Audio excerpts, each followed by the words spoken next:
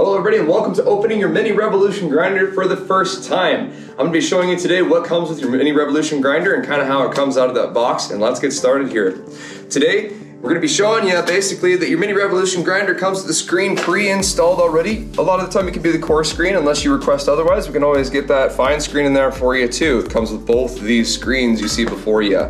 These are going to be coming separate in that box there. Now, of course, too, you notice that there's this front plate sitting right here. This is actually our hopper and push rod. This comes separately as well, too, and cinch up right onto your machine as such as you get it. And we're going to be utilizing our wing nuts here, which come separately as well in that bag, 5 of them, in order to cinch that up right to the machine.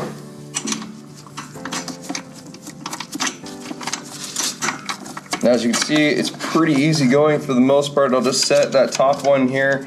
As long as my gloves don't get caught in those wing nuts too much, hey, we're off to the races and ready to go.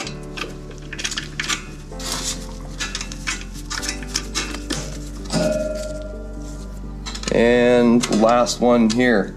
Again, pretty gosh darn easy, and with good practice, you're gonna be cinching this thing up in no time at all. All right. And then last but not least, your green bin that actually comes with the Mini Revolution grinder that fits underneath of this ever so nicely here. Bam, just like that. And you are set and ready to go to start grinding some material. As simple as that. All we're gonna do is turn our machine on.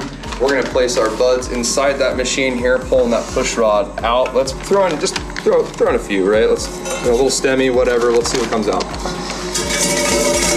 At the rate in which we push that material in is kind of the grind we're getting, so I don't recommend, hey, let's start pushing that sucker like crazy. We're not racing here, we're getting a good quality grind, so I'm actually gonna push this in nice and slow for you guys to see. Can I push it faster to get a more coarse grind? You bet I can.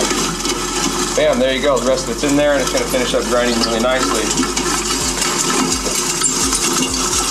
There, after we take the faceplate on, as we can see right here too, all my stems are coming out separate from my material there. They aren't chopped up and brought into it. Do I recommend breaking down the material before it goes in there and get those stems out? You bet. What we put in is what we get out, everybody, and this grinder is really great about keeping our seeds and our stems and everything separate from our product. And check out the other videos on that here on our YouTube channel and subscribe and find even more. Thank you so much for tuning in, everybody. My name is Christopher Mendoza, and take care.